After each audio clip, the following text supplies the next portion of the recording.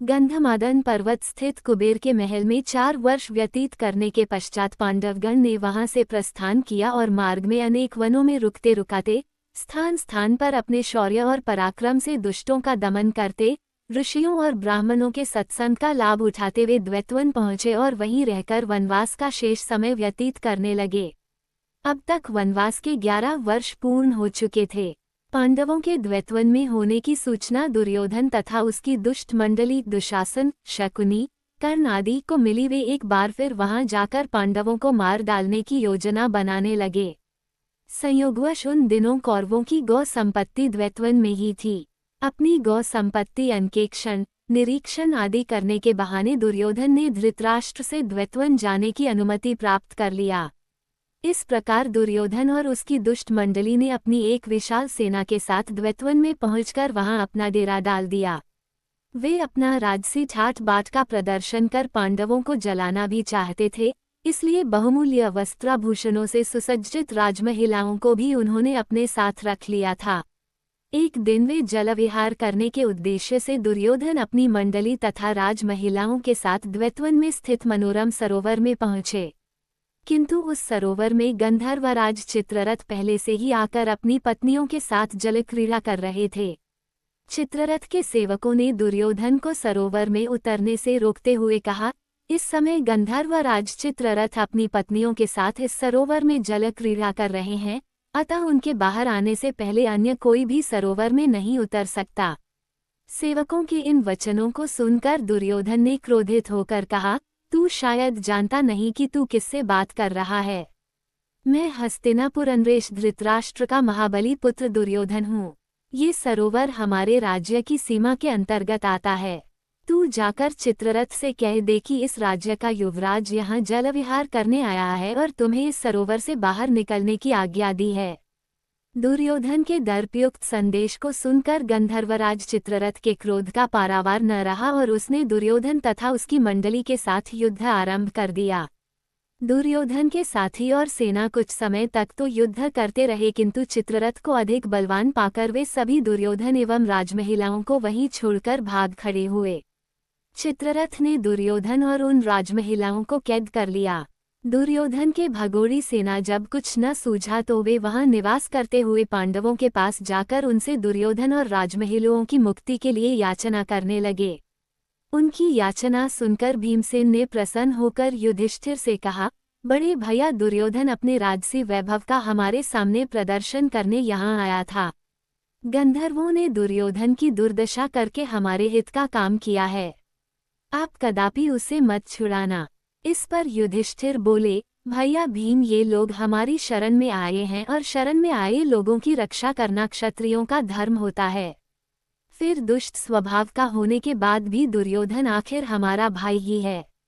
उसके साथ की राजमहिलाएं हमारे ही कुल की महिलाएं हैं और उनका निरादर होने से हमारे ही कुल को कलंक लगेगा। इसलिए उचित यही है कि तुम और अर्जुन जाकर उनकी रक्षा करो। अपने बड़े भाई की आज्ञा मानकर भीम और अर्जुन ने सरोवर के पास जाकर चित्ररथ को युद्ध के लिए ललकारा। उनकी ललकार सुनकर चित्ररथ क्रोधित होने के बजाय मुस्कुराते हुए अर्जुन के पास आए और बोले, हे पार्थ, मैं तो तुम्हारा सखा ही हूँ। वास्तव में दुष्ट दुर्योधन अपनी सेना के साथ तुम लोगों का वध करने के लिए यहाँ आया था। देवराज इंद्र को इस बात की सूचना मिल चुकी थी, इसलिए उन्होंने मुझे यहाँ भेजा था। ये सखा नीति कहती है कि ऐसे दुष्टों को कभी क्षमा नहीं करना चाहिए, किंतु अपने बड़े भ्राता की आज्ञा मानकर यदि तुम दुर्योधन को छुड़ाना ही चाहते हो तो लो, मैं इसे तथा इसके साथ की राजमहिलाओं को अभी छोड़ देता हूँ। इतना कहकर चित्ररथ ने दुर्योधन सहित समस्त कैदियों को मुक्त कर दिया। वे सभी वहां से धर्मराज युधिष्ठिर के पास आए। ग्लानि से भरे दुर्योधन ने युधिष्ठिर को प्रणाम किया और लज्जा से सिर झुकाए अपने नगर की ओर चल दिया। पांडवों को मत्स्य नरेश विराट की राजधानी में निवास करते हुए 10 माह व्यतीत हो गए। सहसा एक दिन राजा विराट का साला कीचक अपनी बहन सुदेशना से भेंट करने आया। जब उसकी दृष्टि सैरंध्री द्रौपदी पर पड़ी तो वह काम पीड़ित हो उठा तथा सैरंध्री से एकांत में मिलने के अवसर की ताक में रहने लगा। द्रौपदी भी उसकी कामुक दृष्टि को भांप गई।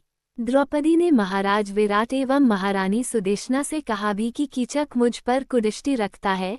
मेरे 5 गंधर्व पति हैं, एक न एक दिन वे कीचक का वध देंगे। किंतु उन दोनों ने द्रौपदी की बात की कोई परवाह न की। लाचार होकर एक दिन द्रौपदी ने भीमसेन को कीचक की कुदृष्टि तथा कुविचार के विषय में बता दिया। द्रौपदी के वचन सुनकर भीमसेन बोले, हे द्रौपदी, तुम उस दुष्ट कीचक को अर्धरात्रि में नृत्यशाला मिलने का संदेश दे दो। नृत्यशाला में तुम्हारे स्थान पर मैं जाकर उसका वध कर दूंगा। सैरंध्री ने बल्लभ भीमसेन की योजना के अनुसार कीचक को रात्रि में नृत्यशाला में मिलने का संकेत दे दिया।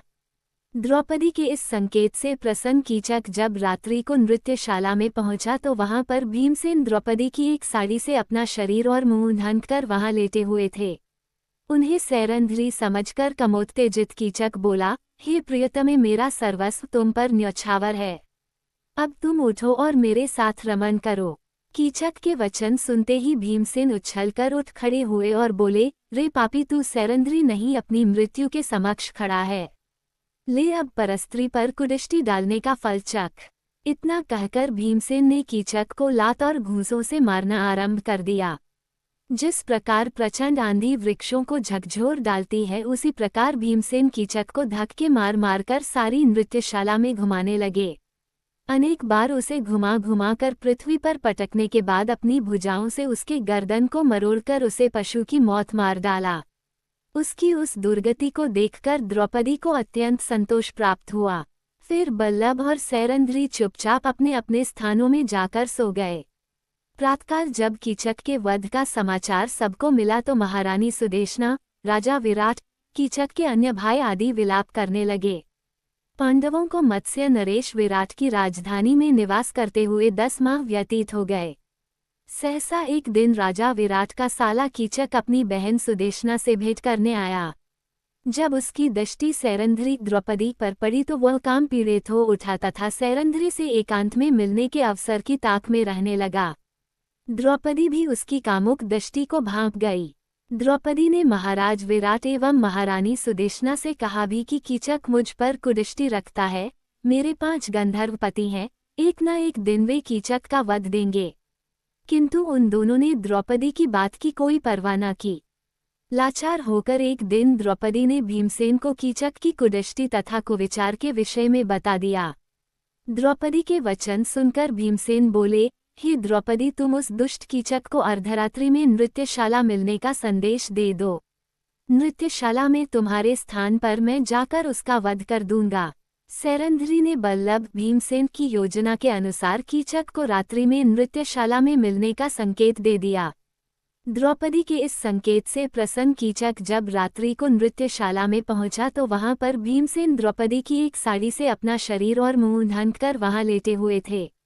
उन्हें सैरंध्री समझकर कमोत्तेजित कीचक बोला, हे प्रियतमे, मेरा सर्वस्व तुम पर न्यौछावर है। अब तुम उठो और मेरे साथ रमन करो। कीचक के वचन सुनते ही भीमसेन उछलकर उठ खड़े हुए और बोले, रे पापी, तू सैरंध्री नहीं अपनी मृत्यु के समक्ष खड़ा है। ले अब परस्त्री पर कुदृष्टि डालने का फल चख। इतना कहकर भीमसेन ने कीचक को लात और घूंसों से मारना आरंभ कर दिया। जिस प्रकार प्रचंड आंधी वृक्षों को झकझोर डालती है, उसी प्रकार भीमसेन कीचक को धक्के मार मारकर सारी नृत्यशाला में घुमाने लगे। अनेक बार उसे घुमा घुमा कर पृथ्वी पर पटकने के बाद अपनी भुजाओं से उसके गर्दन को मरोड़कर उसे पशु की मौत मार डाला। उसकी उस दुर्गति को देखकर द्रौपदी को अत्यंत संतोष प्राप्त हुआ। फिर बल्लभ और सैरंध्री चुपचाप अपने अपने स्थानों में जाकर सो गए। प्रातःकाल जब कीचक के वध का समाचार सबको मिला तो महारानी सुदेशना, राजा विराट, कीचक के अन्य भाई आदि विलाप करने लगे। जब कीचक के शव को अंत्येष्टि के लिए ले जाया जाने लगा तो द्रौपदी ने राजा विराट से कहा, इसे मुझ पर कुदृष्टि रखने का फल मिल गया।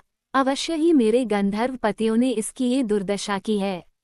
द्रौपदी के वचन सुनकर कीचक के भाइयों ने क्रोधित होकर कहा, हमारे अत्यंत बलवान भाई की मृत्यु इसी सैरंध्री के कारण हुई है, अतः इसे भी कीचक की चिता के साथ जला देना चाहिए। इतना कहकर उन्होंने द्रौपदी को जबरदस्ती कीचक की अर्थी के साथ बांध के और शमशान की ओर ले जाने लगे। कंक, बल्लभ, वृहन्नला, तंतेपाल तथा ग्रांथिक के रूप में वहां उपस्थित पांडवों से द्रौपदी की ये दुर्दशा देखी नहीं जा रही थी, किंतु अज्ञातवास के कारण वे स्वयं को प्रकट भी नहीं कर सकते थे। इसलिए भीमसेन चुपके से परकोटे को लांघकर शमशान की ओर दौड़ पड़े और रास्ते में कीचड़ तथा मिट्टी का सारे अंगों पर लेप कर लिया। फिर एक विशाल वृक्ष को उखाड़कर कीचक के भाइयों पर टूट पड़े। उनमें से कितनों को ही भीमसेन ने मार डाला, जो शेष बचे वे अपना प्राण बचाकर भाग निकले। इसके बाद भीमसेन ने द्रौपदी को सांत्वना देकर महल में भेज दिया और स्वयं नहा धोकर दूसरे रास्ते से अपने स्थान में लौट आए। कीचक तथा उसके भाइयों का वध होते देखकर महाराज विराट सहित सभी लोग द्रौपदी से भयभीत रहने लगे। कीचक के वध की सूचना आंधी की तरह फैल गई। वास्तव में कीचक बड़ा पराक्रमी था और उससे त्रिगर्त के राजा सुशर्मा तथा हस्तिनापुर के कौरव आदि डरते थे। महल में केवल राजकुमार उत्तर ही थे। प्रजा को रक्षा के लिए गुहार लगाते देखकर सैरंध्री द्रौपदी से रहा न गया और उन्होंने राजकुमार उत्तर को कौरवों से युद्ध करने के लिए न जाते हुए देखकर खूब फटकारा। सैरंध्री की फटकार सुनकर राजकुमार उत्तर ने शेखी बघारते हुए कहा, मैं युद्ध में जाकर कौरवों को अवश्य हरा देता, किंतु असमर्थ हूँ, क्योंकि मेरे पास कोई सारथी नहीं है। उसकी बात सुनकर सैरंध्री ने कहा, राजकुमार वृहन्नला बहुत निपुण सारथी है और वो कुंतीपुत्र अर्जुन का सारथी रह चुकी है। तुम उसे अपना सारथी बनाकर युद्ध के लिए जाओ। अंततः राजकुमार उत्तर वृहन्नला को सारथी बनाकर युद्ध के लिए निकला। उस दिन पांडवों के अज्ञातवास का समय समाप्त हो चुका था तथा उनके प्रकट होने का समय आ चुका था। उर्वशी के शापवश मिली अर्जुन की नपुंसकता भी खत्म हो चुकी थी।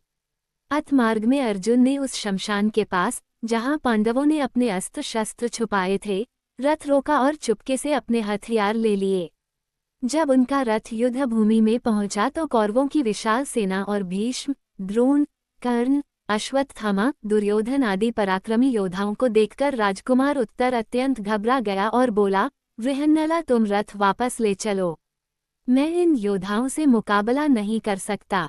वृहन्नला ने कहा, हे राजकुमार, किसी भी क्षत्रिय पुत्र के लिए युद्ध में पीठ दिखाने से तो अच्छा है कि वह युद्ध में वीरगति प्राप्त कर ले। उठाओ अपने अस्त्र शस्त्र और करो युद्ध। किंतु राजकुमार उत्तर पर वृहन्नला के वचनों का कोई प्रभाव नहीं पड़ा और वह रथ से कूदकर भागने लगा।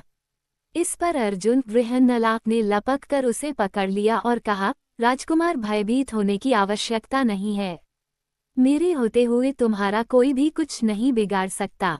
आज मैं तुम्हारे समक्ष स्वयं को प्रकट कर रहा हूँ। मैं पांडुपुत्र अर्जुन हूँ और कांक युधिष्ठिर, बल्लभ, भीमसेन, तंतेपाल, नकुल तथा ग्रांथिक सहदेव हैं। अब मैं इनसे युद्ध करूंगा, तुम अब इस रथ की बागडोर संभालो। ये वचन सुनकर राजकुमार उत्तर ने गदगद होकर अर्जुन के पैर पकड़ लिया कि देवदत्त शंख की ध्वनि रणभूमि में गूंज उठी। उस विशिष्ट ध्वनि को सुनकर दुर्योधन भीष्म से बोला, पितामह, ये तो अर्जुन के देवदत्त शंख की ध्वनि है। अभी तो पांडवों का अज्ञातवास समाप्त नहीं हुआ है। अर्जुन ने स्वयं को प्रकट कर दिया, इसलिए अब पांडवों को पुनः 12 वर्ष का वनवास और 1 वर्ष का अज्ञातवास भोगना होगा। दुर्योधन के वचन सुनकर भीष्म पितामह ने कहा, दुर्योधन, कदाचित तुम्हें ज्ञात नहीं है कि पांडव काल की गति जानने वाले हैं। बिना अवधि पूरी किए अर्जुन कभी सामने नहीं आ सकता। मैंने भी गणना कर लिया है कि पांडवों के अज्ञातवास की अवधि पूर्ण हो चुकी है। दुर्योधन एक दीर्घ निश्वास छोड़ते हुए बोला, अब जब अर्जुन का आना निश्चित हो चुका है तो पितामह, हमें शीघ्र ही व्यूह रचना कर लेना चाहिए। इस पर भीष्म ने कहा, वत्स, तुम 1/3 सेना लेकर गौओं के साथ विदा हो जाओ। शेष सेना को साथ लेकर हम लोग यहाँ पर अर्जुन से युद्ध करेंगे। भीष्म पितामह के परामर्श के अनुसार दुर्योधन गौओं को लेकर 1/3 सेना के साथ हस्तिनापुर की ओर चल पड़ा।